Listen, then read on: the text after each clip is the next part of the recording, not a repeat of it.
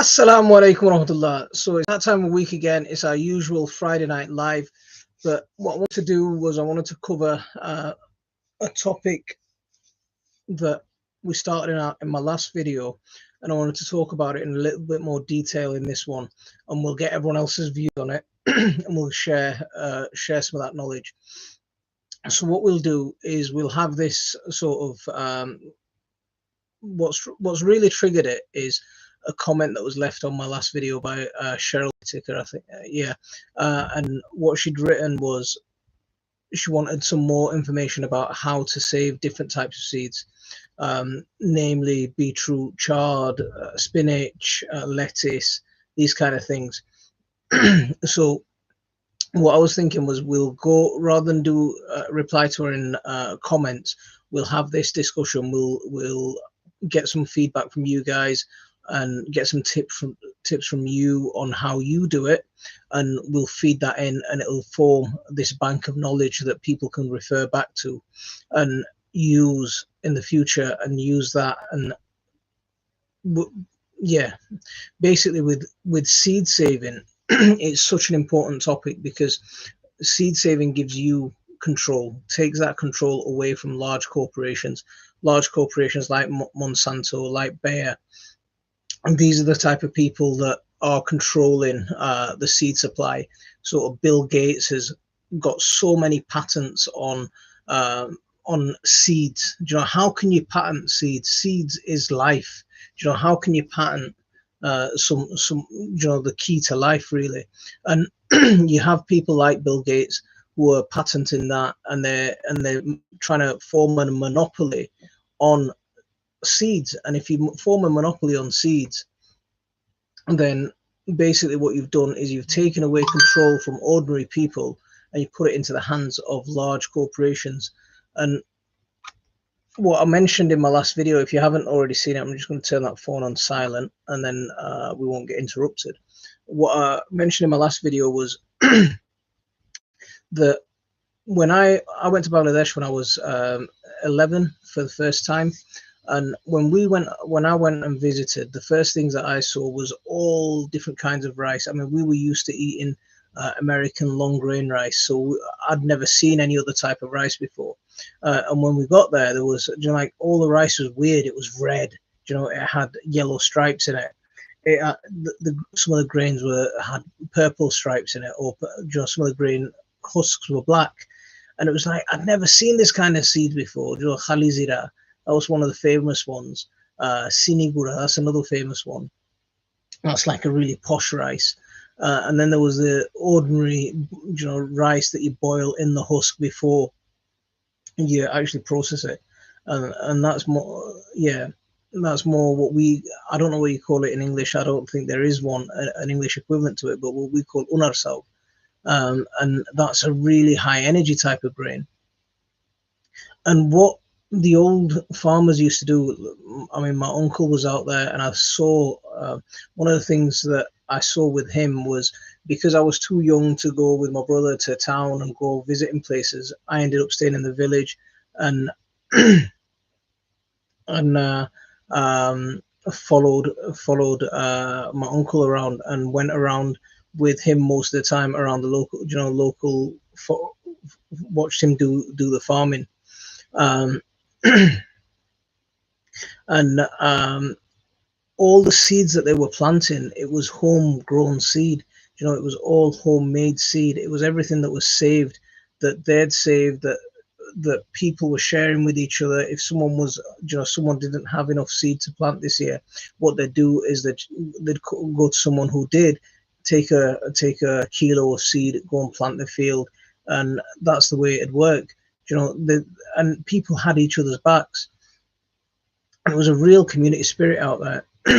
And that's one of the things that more recently, when I've been back, it's completely gone. A lot of corporations have taken over. A lot of the seeds that coming in that are being produced now are pre-packeted seeds. If you ever see seed packets from a place like Bangladesh, they're coated with herbicides, they're coated with pesticides, and they're even on the packets they have beware, there's poison on this packet. And you think, well, what's going on here? So these are produced by large corporations like Monsanto, and they're doing it so they can spray Roundup and kill everything else on the ground except that crop, because it's been genetically modified or it's been treated at source. So when you plant it, it's already Roundup ready. It's not going to be affected by herbicides when you spray on it. I was so now that's spreading around the world. That sort of thing is spreading around the world. So the key is for us as individual gardeners and as small scale gardeners is we need to, before that comes onto us, we need to secure our independence. Really, we need, because if we're independent and we're protected from that side of things, we're not going to be affected by these patents. When Bill Gates wants to limit the amount of seed coming to the market, we're not going to be hit by that, because we've already got our own seed supply and we've already made our own seed network. See, I'm going to just say a couple of highs to people. Graham, how are you doing? Thanks very much for coming in. Enjoy yourself from the hot tub. Shweta, true, same thing in India. Do you know, Bangladesh, India, the same seeds are coming together. Mabs, wa alaikum assalam wa rahmatullah. Wagwan. The thing is, there's so many people who, when you talk about these kind of things, they just talk about it like, when you talk about these kind of things, they just see you as a conspiracy theorist, or they see you as some kind of nutter on the outside. But if you know, from those of you that know me, and if you've seen my videos, I'm as far away from a conspiracy theorist as you're going to get. But when it comes to things like this, we're really gonna have to clamp down on it, because we're gonna have to think about how are we gonna protect ourselves. Here's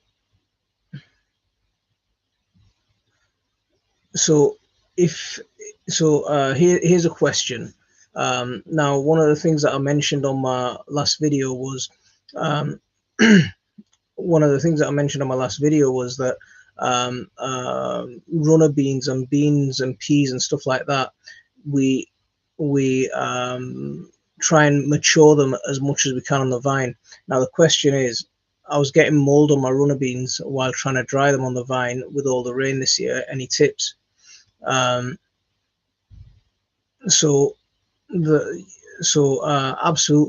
Do you know, as long as the runner bean is mature, and if it started to turn yellow from, the pods matured that well, it started to turn yellow, then pick them straight, take them off the vine and dry them somewhere.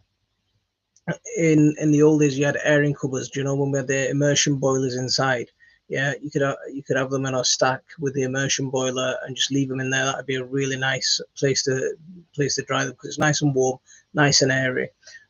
If not, around somewhere dry, somewhere slightly warm, maybe at least 10 degrees. So if you've got a cupboard in the house, don't store them in plastic, because plastic will just turn them and force them to rot.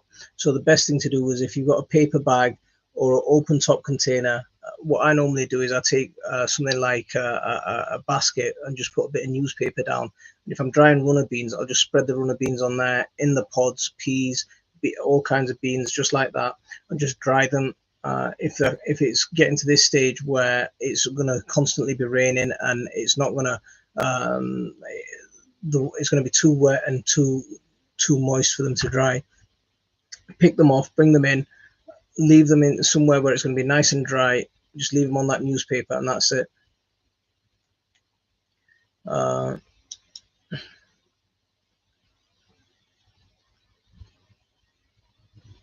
So that way they'll dry in there. They'll dry, and then you'll be able to use them for next year. So a few more shout outs. Jason Bell, how are you doing, mate? Little Wings 6 from Manchester. Hope you're keeping well. Glad you made it in. Over on TikTok, we've got Mabs.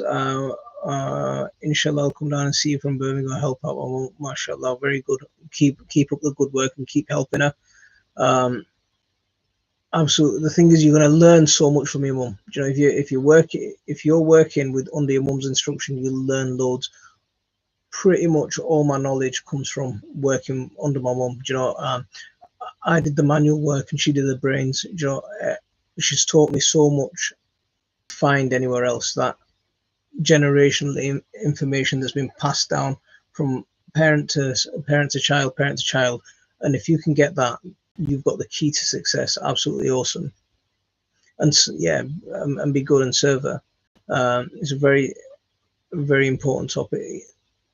The thing is, I talked about, I do this video, you know, probably every year, or I do something on seed saving, but I want to really push this. I want to really spread this message, because it's so important.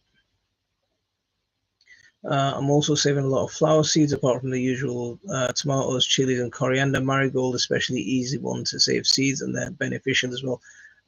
Brilliant, absolutely brilliant comment. Marigolds are such an easy plant to save seeds from. Just instead of with marigolds, what you normally do is you deadhead them so the plant keeps producing lots and lots of flowers. Just look at the plant that's produced the most flowers, that's produced the biggest flowers, that's produced something really well, and just instead of deadheading it and just wanting more of those flowers, just let that flower, you know, just dry on the plant, allow it to stay there, let the seed head form, let the seed head mature, and just store the seed head. You know, just they're even easier to store than runner beans. You just take them. What we normally do with them, we just take them, put them in a plastic container, a bit of newspaper down, and that's it. Do you know those strawberry punnets? They've already got holes in the bottom. They're really airy anyway. They're really light. Just stick your stick a bit of newspaper in the bottom, and that's it, safe. And then we just leave them in the greenhouse, and next year they're good. So back on shout outs, we've got Ned Kelly. How are you doing? We're very good. Indian mustard has germinated well, waiting on delivery of wasabi rocket. Hoping it's not too late to get a wee crop. Have you got a greenhouse? Because if you've got a greenhouse, hopefully you'll be all right. Rocket's a fast grower. So Moz eating his tea after paddleboarding.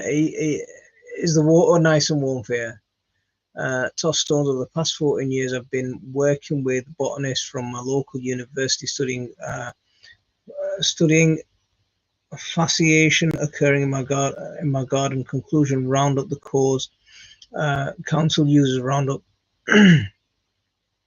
See, our council uses Roundup are particularly weedy, and the damage in the curb, they'll just come around and spray them across the road.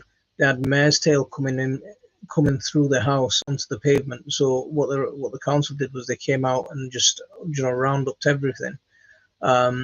So there's a lot of Roundup about. And I was in Wicks the other day, and do you know, now is the perfect time to be topping and spreading grass seed on. If you're doing your final cut of the year, if you haven't already done it, it's a great time to just top dress your lawn with you know, where it's a bit patchy, stick a bit of grass seed down. So I was in Wicks, and I was looking for grass seeds, and I looked at some seeds, and they were, you know, the box showed bright green seeds. So I thought, oh, what's going on here? So I'll pick the box up and had a read of it, and they're already coated with a herbicide, so they're herbicide coated, they're fertilized, you know, they're already seed coated. So the seed's ready for you to spray, you know, weed killer, you know, because a lot of pyralids are in, you know, those aftercuts. So I think it's Miracle Grow Aftercut, or you know some of the weed and feed kind of packages that you can get, that you spread on your lawn, and it's a selective herbicide. It's more like it's a broadleaf selective herbicide. that people use on the lawns that just wipe out everything else and leave the grass. Now, these particular seeds, I think it was a type of, might have been Westland, or it might have been Doff, DOFF. But these seeds were already protected. They were sort of herbicide, pesticide coated. You plant them or you sprinkle them on your soil. They're fertilized. They're protected. So when you're blanketing with herbicide on your lawn, these seeds are going to be perfectly fine for it. They're Roundup ready seeds. So this is one of the issues that we get with that we're going to get. And when we're taking that and we're using it as mulch, then we've ended up with toxic mulch. My corn is not ready yet, but weather is cold. What to do? So if you can give them some kind of shelter or some kind of protection, if you have a look on my YouTube channel, I do a lot of work with plastic bags. So I'll take a plastic bag and I'll wrap it over a bottle gourd just to get the bottle gourd to reach maturity. Now you can try something similar. So if you stick individual plastic bags over the cob, so if you've got a cob that's looking like it's going to mature, wrap that up. The cobs that are really small and have really small curves on them, you've got no chance of getting them to a stage where you're going to be able to get maturity from them and get a harvest. Where our corn's quite late this year. If we didn't get that heat in the early part of September, I think our corn would have failed. We're going to be picking a lot this weekend. We're going to do a massive harvest this weekend, so hopefully you'll get a harvest video soon. I have a bunch of marigold and poppy seed pods and some California poppy seeds. My lawn is full of self-heal and milky fairy mushroom rings. What kind of mushroom rings? Do you know? See, mushroom rings inside a lawn is a sign of a healthy lawn. You know, people see that, they panic and they want to kill it. It's the sign of a healthy lawn. You'll notice where you've got your mushroom ring, the grass is always a lot more lush.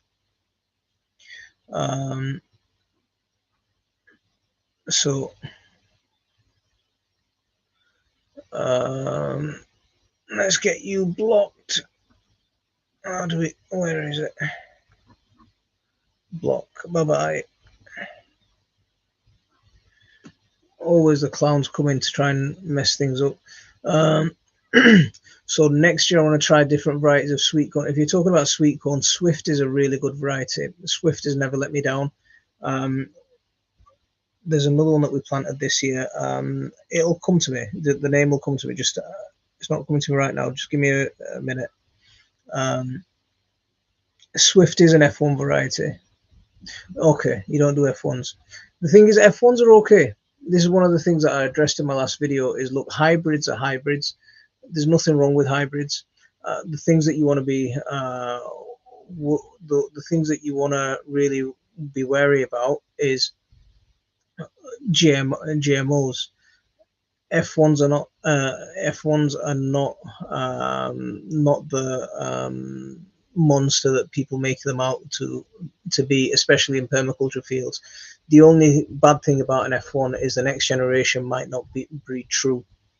But I have no issue with growing F1s. GTI gone. Wa alaikum assalam wa rahmatullah. Alhamdulillah, alhamdulillah. I'm all right. A little bit of a serious topic tonight, but let's get some more comments in and we'll push it. Do I watch football? Very rarely. I don't have the time nowadays. I used to when I was a kid, but yeah, I don't have the time nowadays. There's much better things to be doing. So where is it? Not sure, my friend. My grass gets quite mossy. I have a hazel rowing and a tree in my front garden. Okay, so you're getting lots of you're getting lots of mycorrhizal interaction with those trees and that fungi. There's always time for, if you're playing it, I'm sure there's lots of time, but if you just sat watching around, um, yeah, if you just sat around watching it, then I think there's better things to do, more important things to do. um, Rugby World Cup is on, a great game, and a great loan as well. Uh, I'm doing old school open pollinated golden bantam sweet corn next year. Not doing F1 varieties next year. See, someone was asking about golden bantam a few minutes ago on TikTok. Yeah, so there's one for golden bantam. I've not tried that. Um, see, I'm gonna, on my videos, I try and avoid getting too political, but here I'll get a little bit more political. We get a bit more of the regular the regular crowd who know me.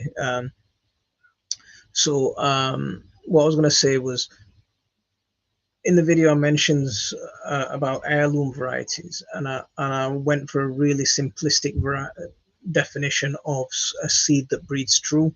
Now, if you're taking an heirloom variety and you're mixing it with a different variety, the seed is not necessarily going to be the same plant. You have to make sure you pollinate it with that plant to get the same plant again, or the same type of seed again.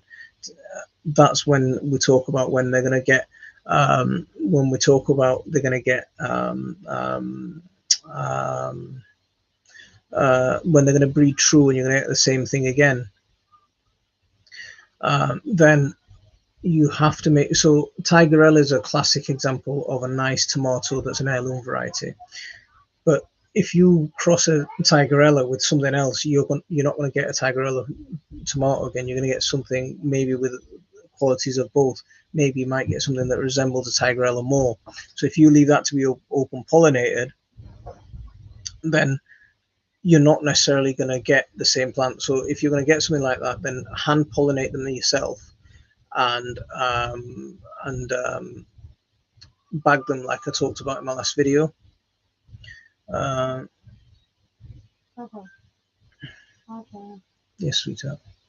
Hmm? What? What are you saying? You say it.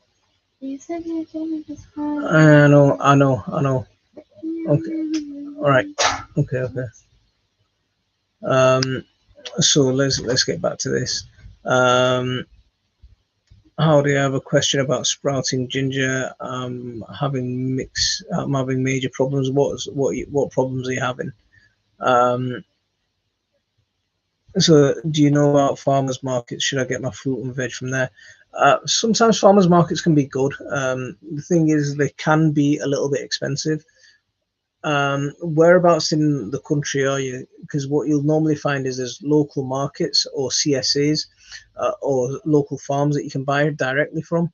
You can do a couple of things where there's a farm local to us. It's called Kirkstall Farm, and what they do is something called a CSA. So you pay something like £10 a month, and you get or £10 a week, and you get a weekly veg box. So you go down and they say you can go and get a certain amount of tomatoes, certain amount of whatever, and or a full cabbage, and they give you a prescribed weight or a prescribed box size that you can fill. I think they're a really good method. So if you can find a local CSA to you, that's CSA stands for Community Supported Agriculture.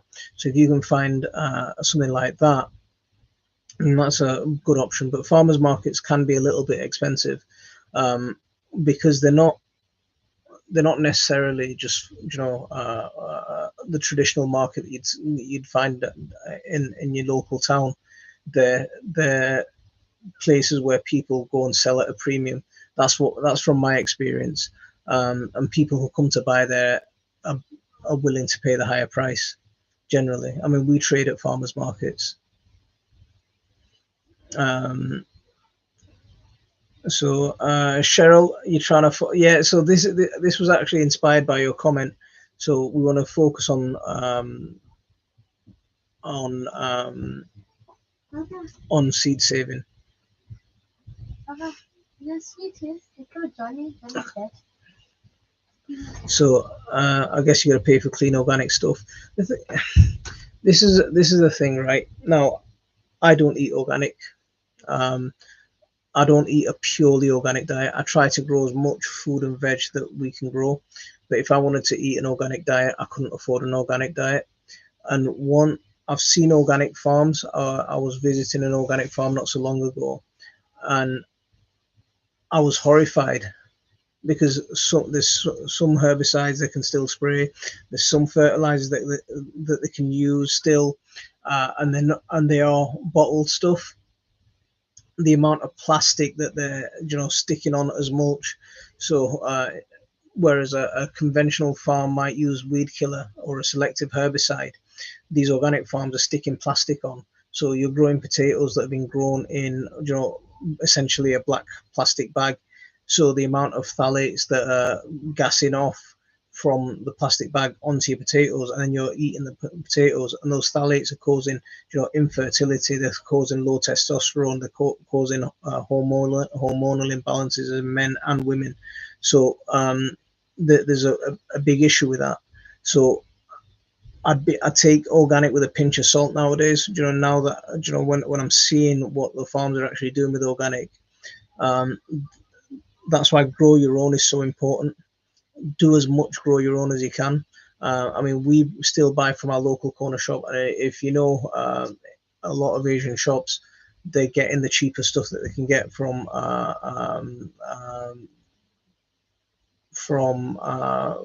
the local city markets. Um, so best Ailsa Creek. I didn't know Ailsa Creek was a tomato variety, but that's good to know. It's nice that the same thing, um, uh, the same thing is being, and the same name, because when I'm normally used to seeing Ailsa Creek as an onion. Does storing in seal jars help them last for longer, or proper paper bags just as good? See, if you're going to seal them and you're going to store them like that, the jar has to be sterile. You have to keep them at around 5 degrees. There's there's something called like the Doomsday Bunker or something, and it's like this place in Norway, right? I think it's in Norway. It might be in Iceland or Norway, and it's the world's biggest seed bank. If you go onto YouTube and type in the world's biggest seed bank, you can go and see how they're storing them, and I think they store them in glass jars. Um, um, um, yeah, I think they store them in glass jars.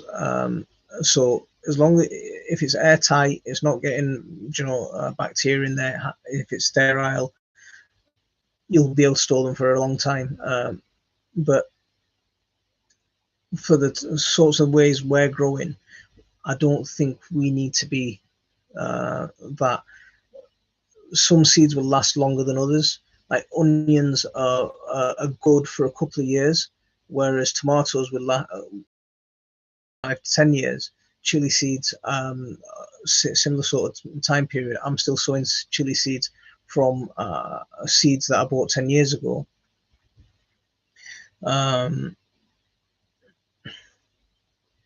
So anyone noticed all grapes are seed? They're not actually. Seedless grapes are found naturally in the wild. So one of the things that people mix up is hybridization and GMO or genetically modified. I tried to talk about that in my last video, but if it wasn't clear, then what it is hybrid is you take two qualities from a plant, and you cross it to try and make a plant down the line that has qualities that you've looked out for. So if you've got a grape that's big, and the seeds are smaller, how do you propagate? You know, you cross them, you produce the grape, and then you save save the cuttings from that. Now, how do you propagate a seedless grape? Very easily. If you ever have a grapevine, or if you've ever seen a grapevine or a branch of a grape that's been too close to the soil, it'll root itself.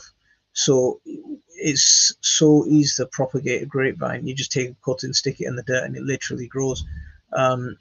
So it the plant itself is designed to crawl. So we grow them up, and we grow them on structures because it's more convenient for us. But the plant itself grows along the ground, so it'll self-seed and it'll propagate itself that way. So you can find seedless grapes in the wild. So this is where the sort of conspiracy crosses over. The myths and the facts get a little bit blurred.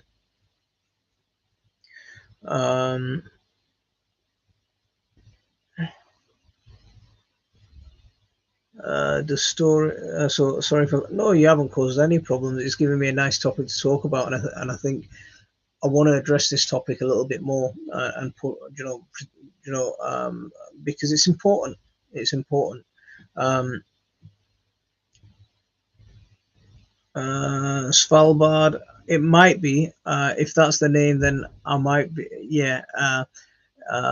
It might be. It might be that name. I'll Google that name after this chat and double check. All I remember is the Doomsday Bunker, but that's a really impressive place. I mean, they're storing it underground. They're storing it in plastic containers in vaults.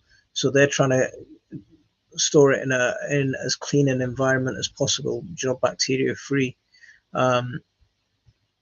If you're really needing to save seeds for a long period of time, then those seal jars will be good. But the problem you're going to have is as soon as you open that jar, you've allowed air in, you've allowed moisture in, and if you ever have a pickle jar or a glass jar that you've allowed moisture in, and then you put the thing back in, you're going to find it goes moldy really easy. Let's see. How long can I leave my ripe red chilies on the plant, and how is it best to store them when I take them off the plant, as I have loads? So are you wanting to save them just for eating, or are you wanting to save them for cooking down the line, or are you wanting to take seed off them?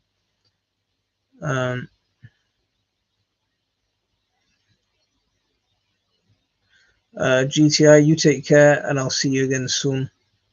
Thanks for coming in. Assalamu alaikum wa rahmatullah.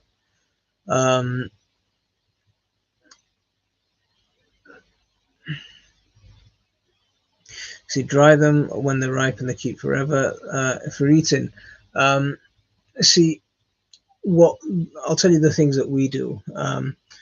If we've got overripe chilies, right? So they're overripe and they don't look like they're going to store very well. Then what we'll do with them is we'll blitz them. We'll just turn them into a puree and just freeze that puree, and then we'll use that puree as something that we can add to sauces or cooking later on. If we've got, like what I do with my naga, is I freeze them whole. So we wash them, rinse off as much water as possible, or dry off as much water as possible, and then just stick them in the freezer. Drying them is a really good way of doing it, but the only thing I don't like about drying them is you lose a lot of flavor. If you freeze your chilies pretty much after you've picked them, they'll retain a lot of flavor, but once they're thawed out, they're not going to be like a crispy chili that you've just freshly picked off. They are going to be if you ever seen wet stuff thaw out, things like tomatoes, it just turns into a soggy mess.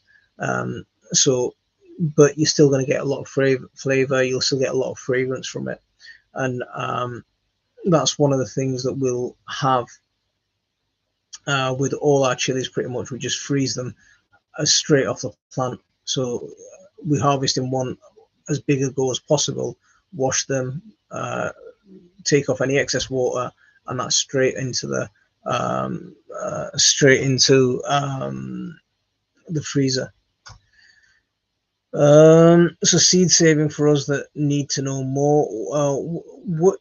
So you were talking about. I think in your comment you were talking about lettuce, beetroot, spinach. We're talking about others. Ahla Sunnah wa alaikum assalam wa rahmatullah. Thanks very much for coming. Alhamdulillah, I'm very good. Rob can't hear the chat. Is anyone else having that same problem? Am I a little bit quiet for anyone, or is everyone okay?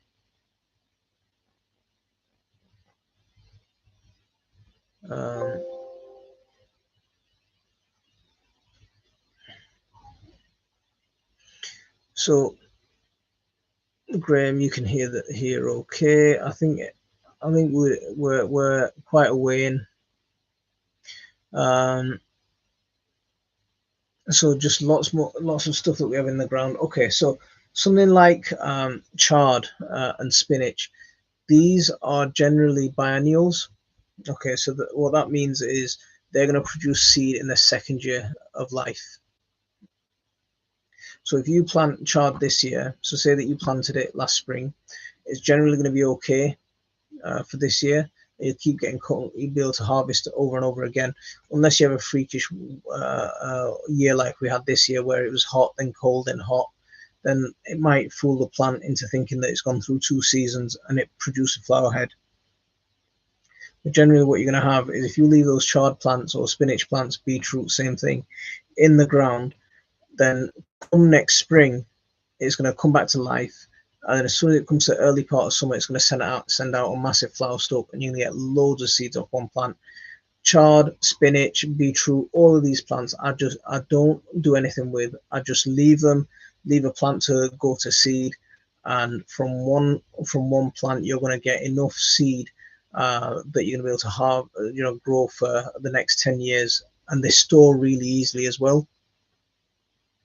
So if you've got those kind of plants, just leave them to be open pollinated. Just let them produce seed next year. What you'll notice is as it gets drier, the plant seeds, the plant starts to dry out, and the seeds are going to start to drop. If you notice any seed dropping, then you're close to it needs picking. What you want to be doing is you want to come along, press the seed, see if it's if it's hard or if it's still squishy. If it's still squishy, it's not a viable seed. It's still very green in the middle, very wet in the middle. Once it starts drying up and it's harder to break, that's it, it's ready.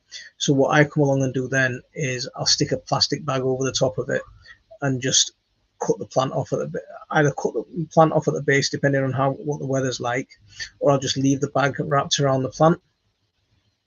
And if the bag's wrapped around the plant, I'll tie it off. So any seed that drop in that bag, then after a week of that, and all those seeds are just going to start falling off the plant into my bag.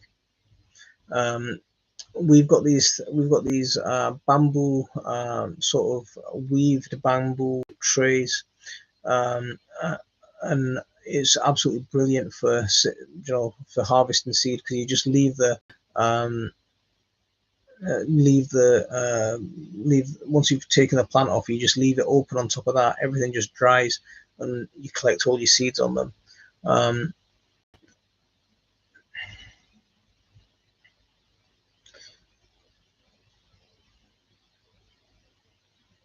So can collard greens be grown by seed or cutting? They can be done by both.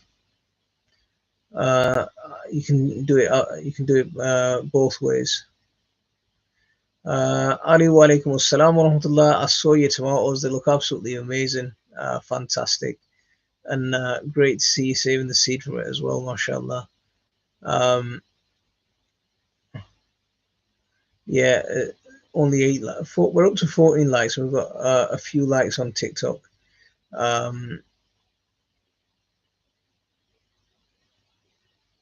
Do bags that are breathable work? Isha prayer, Sino, yeah, you can go for Isha prayer, no problem. I'll be going at 9:15 is when we do our Jamaat, just in case you want to start passing fatwas on me.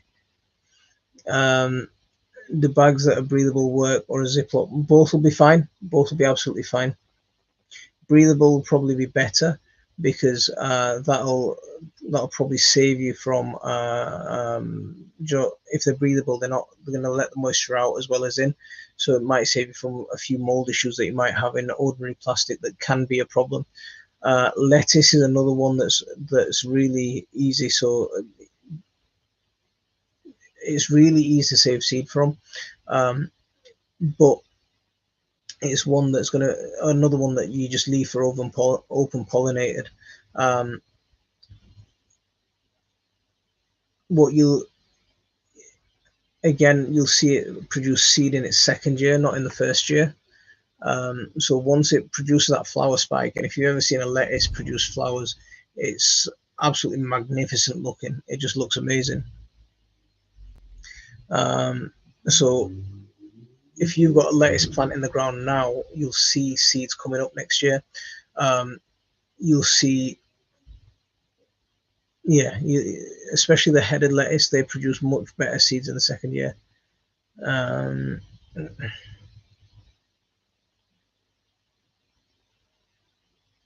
So they all blow away. Get the bag over them as soon as you get, but tie it. Once you put the bag over it, you need to tie it.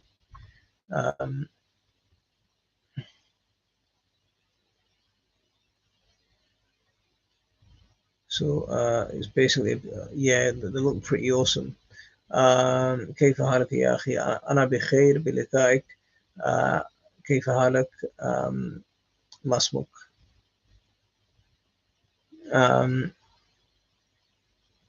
So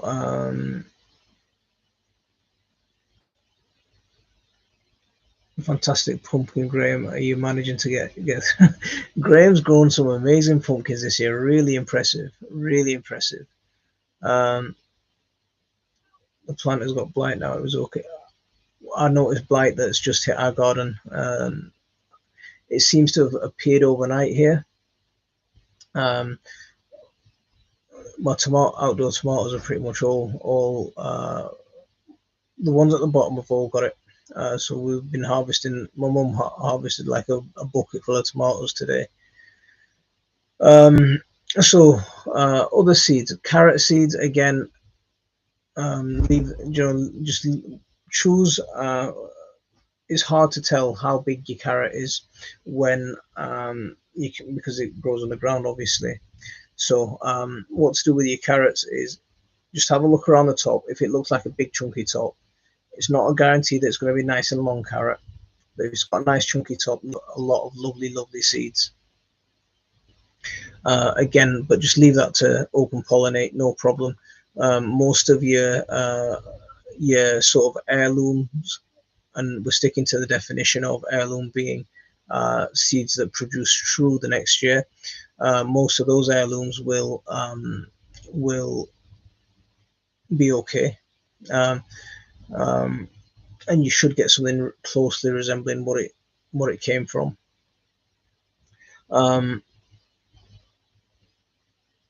With those kind of seeds, they are quite short-lived. Carrot seeds are normally good for about 2 or 3 years.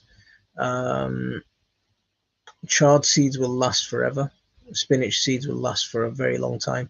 Chard will last for a very long time. Beetroot, we've got really old seed. We did that method with some chard probably about 3-4 years ago, and we probably harvested that much seeds. I can't give you a weight, but honestly, it was a huge amount, and we're still going through those same seeds.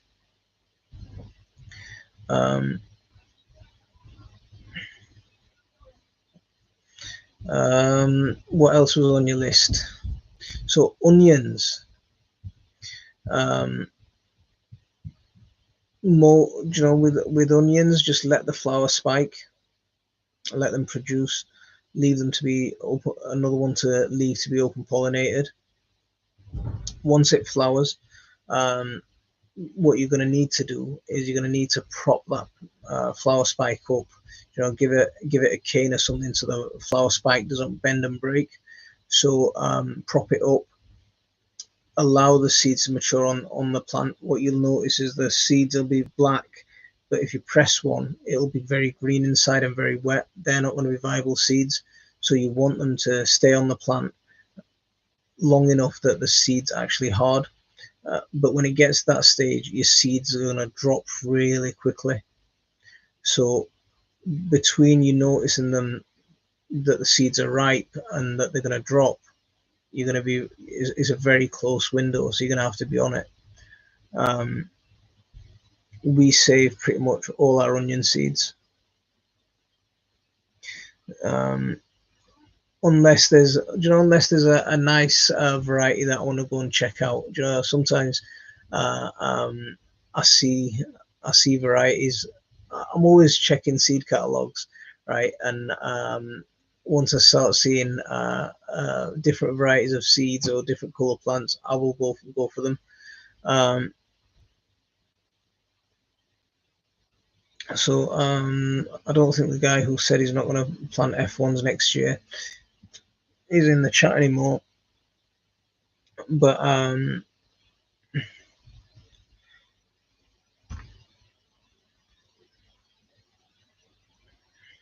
I'll be sharing seeds. Graham, absolutely, I want some of those big seeds, man. £66. What's that in new money? Essential sweet? No, it's just like a normal yellow onion that you buy from the shop.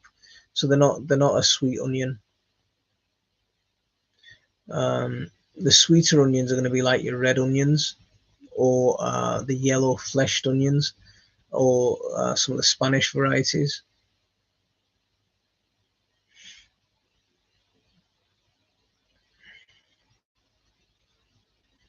So been growing early Nantes this year. So early Nantes is a thingy.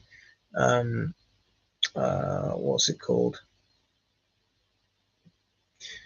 It's another F1. So you might not be guaranteed to get true seed from that. The thing about carrots is they are quite promiscuous.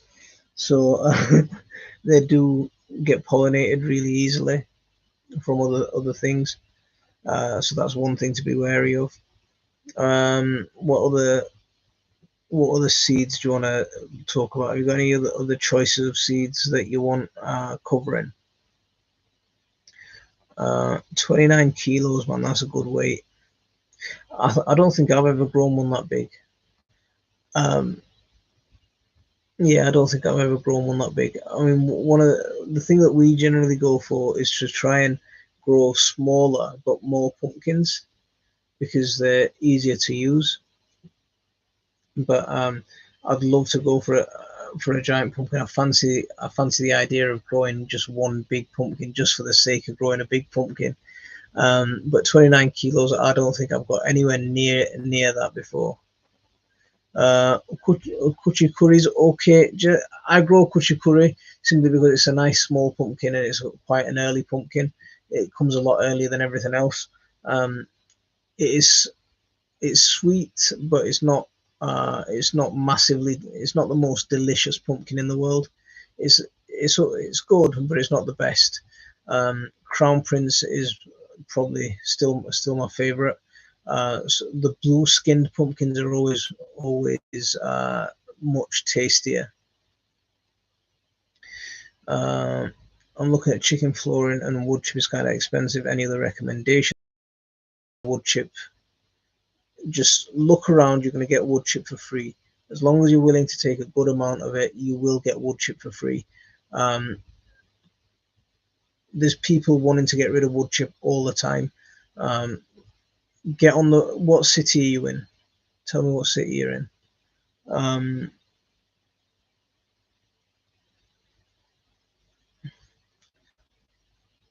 So you're in London, okay. So you might be a little bit harder. But first of all, get onto your local tree surgeons. Ring as many local tree surgeons as you can and ask them, look, will they be willing to drop you a tipper load of wood chip off? That's the thing, they're going to drop you a tipper load off. So if you've got a driveway, it's just going to be full of wood chip.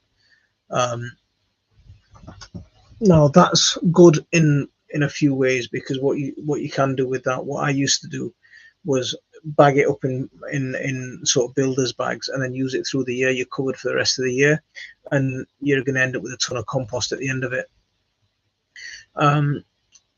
Ring every tree surgeon in your area. You'll get one that'll say yes, I'll drop you one off, and he'll never turn up. So keep ringing loads and you'll get an answer.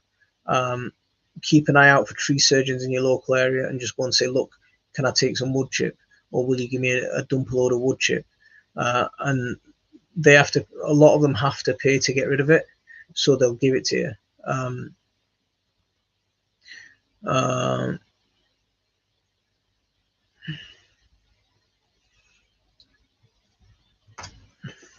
I'm gonna just sit like this for a second. So Tony, how are you doing, man? Thanks very much for coming in. Roman, wa alaikum assalam wa rahmatullah. So I tried a Jack Be Little this year, only had male flowers. So Ukuchikuri is a nice one, and the plant's not massive either.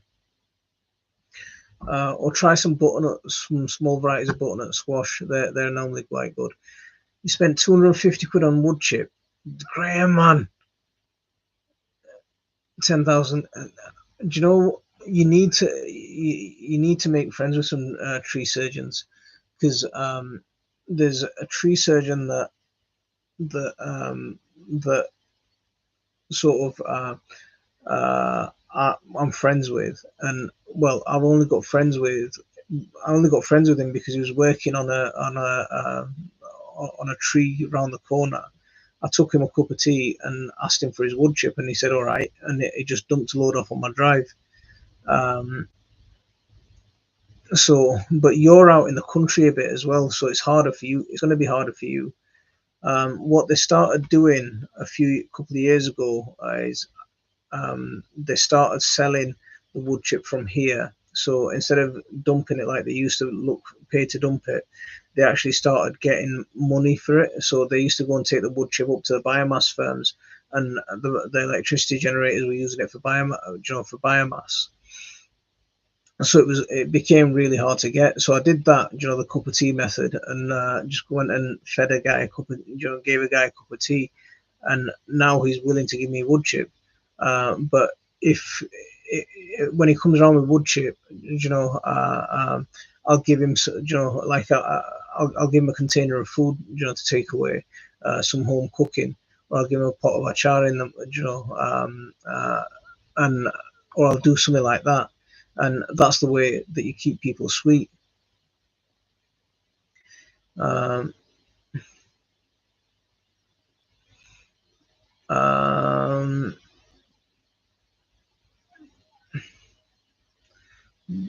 buy a second-hand garden shredder. That's another thing that I did. And then you use your hedge trimmings. So if you get yourself a garden shredder and just use your hedge trimmings, just chuck that down. Does your rooster annoy the neighbors, or do you get any complaints? Alhamdulillah, for the last 4 years, I haven't had any complaints. I've had a rooster this guy is nearly 2 years old, and the other guy was a year old. So 3-4 years I've had roosters, and I've not had any complaints. Before that, the council was going to take me to court and give me an ASBO for it. So yeah, it's luck of the draw. Let's see. You need to remind me about the rope for your swing. Moz, remember that rope that I need for the swing?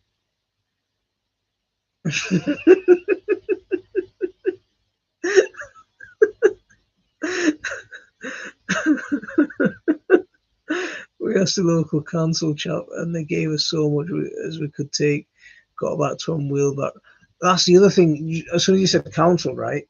Your council is going to have, local councils have like a plant nursery or something in their area, or somewhere. They sometimes give you the wood chip, or let you have it at a discounted price. Leeds used to do that, and then what they did was they got in bed with this private company, and then Leeds City Council funded this massive garden centre, and this private company in partnership with this private company, and the private company now charges for council compost more than about the same price of a bag of Miracle Grow and that kind of stuff. So this private company now manages the recycling, and it just sells us our own waste back for extortionate prices. So I just don't. Well, I went there once when it first opened. It looks like a massively impressive place, but it's too overpriced. So what precautions do you take with bird flu, and what's the update with it nowadays? So bird flu, have you seen my chicken coop videos? Have you seen my coop videos?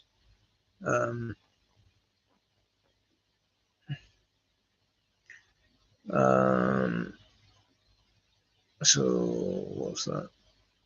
I'm not allowed chickens because council place they say I can.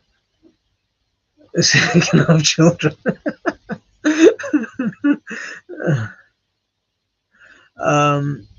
See, so if you've seen it, do you know there was one video I did where basically what I did was I've put plastic sheeting over half of the run, and the rest of the run is covered with chicken wire. So it's got chicken wire on top, so nothing can get out over the top and nothing can get in.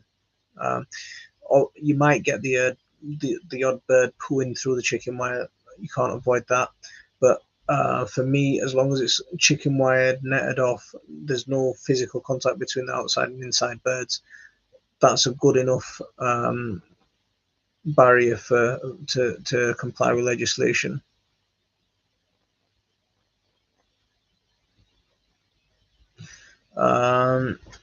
Cheryl Hauker, you're not allowed to.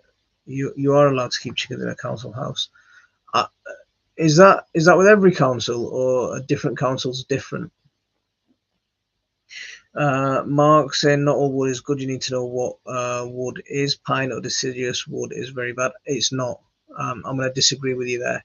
I love pine wood chips. I absolutely love pine wood chips, Leylandii, coniferous wood chips, because what it does, it produces an acidic compost in the first year.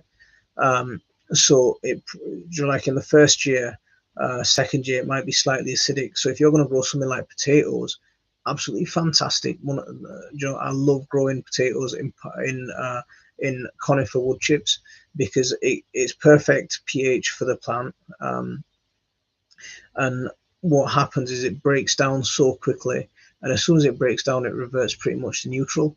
So as long as it's not turning into bog and turning into sort of like a peatland, bogland, then it's going to turn into something that's really good, really nutritious compost really quickly. So within a space of a couple of years, you're going to have compost that's reverted back to neutral. So because I ran this experiment by accident, what I did was I got a load of Leylandii and a load of I can't remember what the other conifer was, but it was a load of conifer wood chips, and I stuck them in a yellow builder's bag, and I thought, oh yeah, I'm gonna compost this down and I'm gonna grow my potatoes in it, because I'd already planted potatoes in the ground in my wood chip, but I thought I'd do that, and we do pH testing every now and then, and so I tested the pH. Yes, the wood was the wood was a little bit acidic, but by the time I got around to using that bag of compost, it was already it was 2 years in, and it was barely it was barely acidic. It was about 6.5 or 6.8, something like that.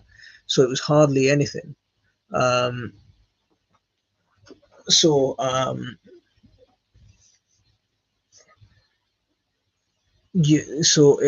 the pine, pine turning soil acidic is very.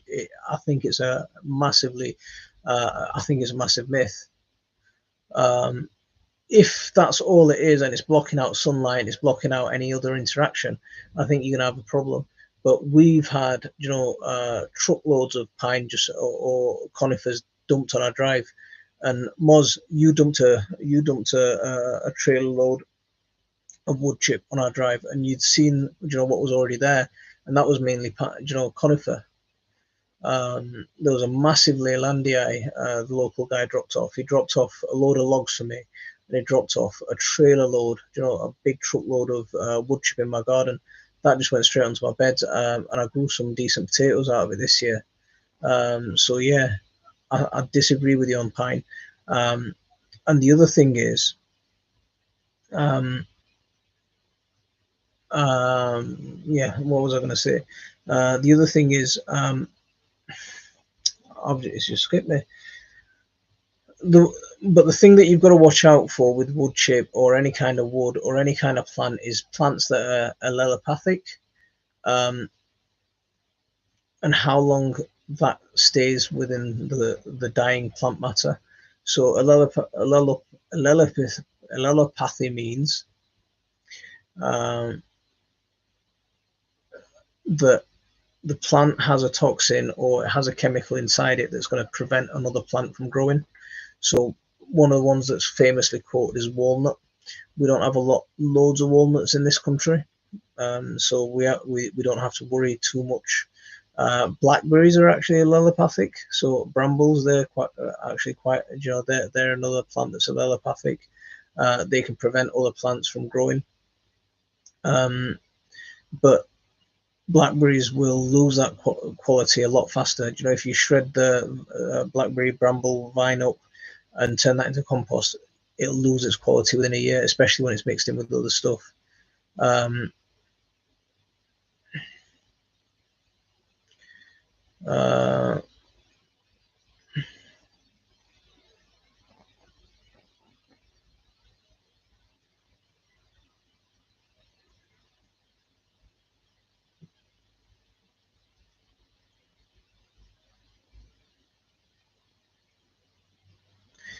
See, Moz, the thing that I'd use on my paths more than anything.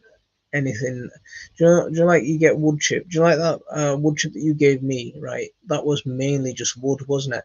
It wasn't. There was hardly, because of the time you cut it down, there was hardly any leaves in it, so it was mainly just wood, and it was big chunky bits of wood. That's the stuff I'd use on paths, because it'll take a while for it to break down, and it'll be good for paths. The stuff that are like conifers and stuff, I'd use that on my beds without any hesitation. Remember, most garden plants that we grow like acidic soil. So tomatoes, chilies, potatoes, they like acidic. The things that you're not gonna like, that aren't gonna like acidic soil, are your brassicas. Okay, and they're the ones that. But over here, a lot of Brits grow brassicas. So if you're trying to get good brassicas, then maybe acidic soil is not the best thing for you. But I grow mustards and stuff in my tomato beds. So if I'm growing tomato in the ground, then I'll grow mustards in there. I'll grow sort of rocket in there, mazunas, these kind of things in there. So I'm quite all right with that.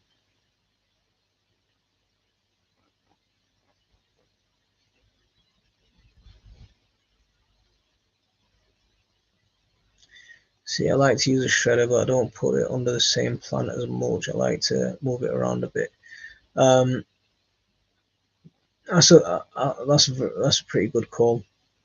Especially if you're shredding stuff. If you're taking cuttings off your apple tree at this time of year, or your pear tree at this time of year, sometimes what you can end up doing, if you use that same plant as mulch for that same area, what you could end up doing is you could actually keep the insects there.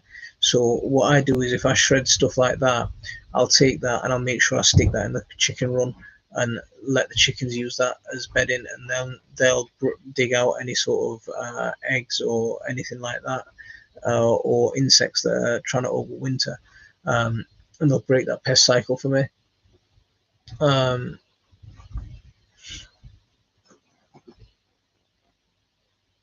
I've been on such a roll today. We're past 9 o'clock. We're quite a bit past 9 o'clock. Um, 150. Oh no, 105. yeah, we've gone over, well over the 1 hour mark. So, guys, I hope that's been a beneficial talk and an interesting talk for you. We'll cover it. We'll we'll catch up again next week. So on that note, I'm going to leave it here for this one. I'll see you next week, and everyone take care. Assalamu alaikum wa rahmatullah.